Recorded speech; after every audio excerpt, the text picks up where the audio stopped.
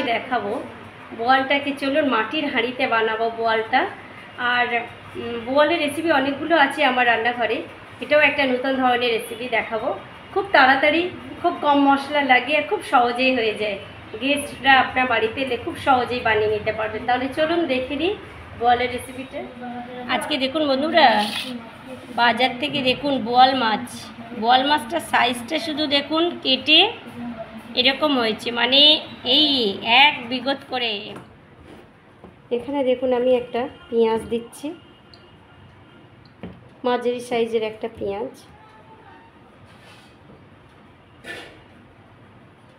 আর একটা দেব টমেটো, ছোট সাইজের একটা টমেটো। এখানে আমি এক কর একটু আদা দিলাম। এখানে বোয়াল মাছ, যেহেতু বোয়ালের একটা ভেতরে একটা ফ্লেভার থাকে, বোয়ালের ফ্লেভার যেটা, বা সে তার জন্য একটু রসুন দিলাম, 3টে রসুন বড় বড়, 3টে এখানে পাকা লঙ্কা দিলাম আমি, দিয়ে এটাকে একটা পেস্ট বানিয়ে নেব।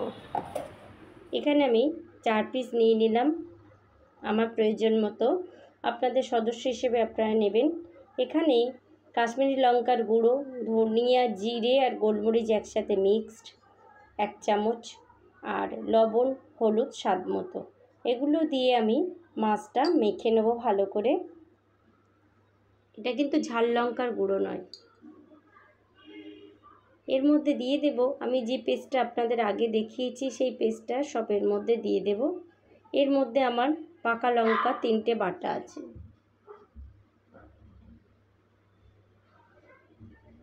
এই যে বোয়ালটা বন্ধুরা আঁশবিহীন, আমি একটু লেবুর রস মাখিয়ে ধুয়ে নিয়েছি।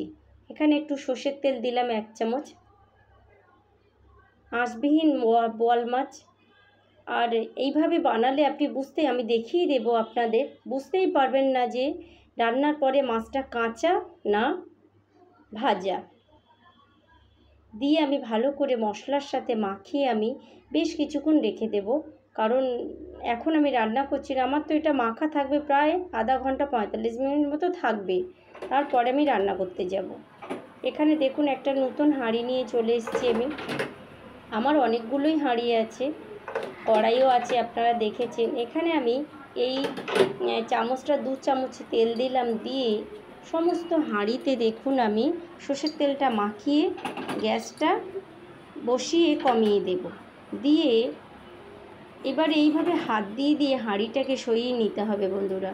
মানে একবারে জোরে গ্যাসটাকে দেওয়া যাবে না, তাহলে ফেটে যাওয়ার ভয় থাকবে। এইভাবে কমিয়ে দিয়ে আঁচটাকে আবার হাত দিয়ে ঘুরিয়ে নেবেন। এখানে আমি 2 চামচ টক দই আমি এটাকে ফেটিয়ে নিয়েছি। এই মাছটার সাথে আমি এবার দেব টক দইটা, দিয়ে ভালো করে মাখিয়ে নেব। আমি আগে দিইনি, এই মাখিয়ে জাস্ট এবারে বসিয়ে দেব। খুব সুন্দর একটা কালার হয় আর খেতে অসম্ভব টেস্টি হয়। এবং মাটির স্বাদ, আমি জানি না যে বন্ধুরা মাটির হাঁড়ে তো অনেক বন্ধুরাই চা খেয়ে থাকেন, তো মাটির স্বাদ কেমন আপনারা জানেন। আর এটা কেমন লাগছে আপনারা নিশ্চয়ই কমেন্ট করবেন। ভালো ভিডিও শেয়ার করতে পারেন। আর নতুন বন্ধুরা যদি এই ভিডিওটা দেখে থাকেন, ভালো যদি লাগে অবশ্যই সাবস্ক্রাইব করে আমার সাথে থাকতে পারেন। সুন্দর সুন্দর পুরাতন বন্ধুদের কমেন্ট করার জন্য ধন্যবাদ। আমি এখানে কালো জিরে আর 2টো কাঁচা লঙ্কা ফোড়ন দিলাম সর্ষের তেলে। তারপরে মাছটা, আমি মাখিয়ে রাখা মাছটা সব দিয়ে দেব।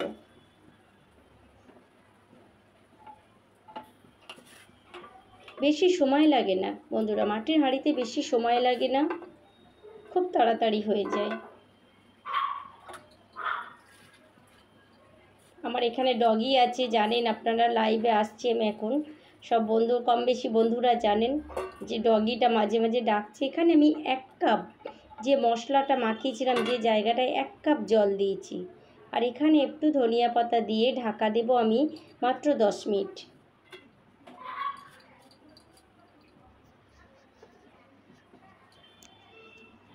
দেখুন আমি এবারে গ্যাসটাকে বাড়িয়ে দিয়েছি, ফুটে যাবে, তারপর কমিয়ে দেব। কি সুন্দর একটা কালার এসছে দেখুন।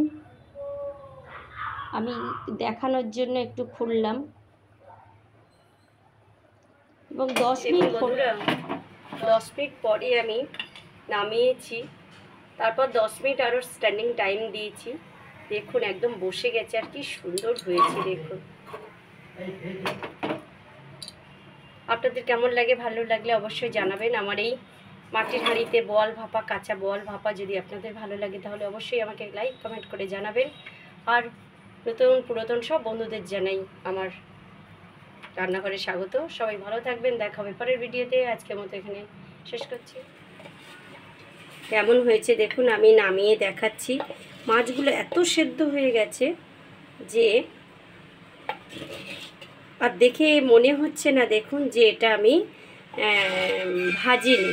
কি সুন্দর একটা গ্রেভি এসছে।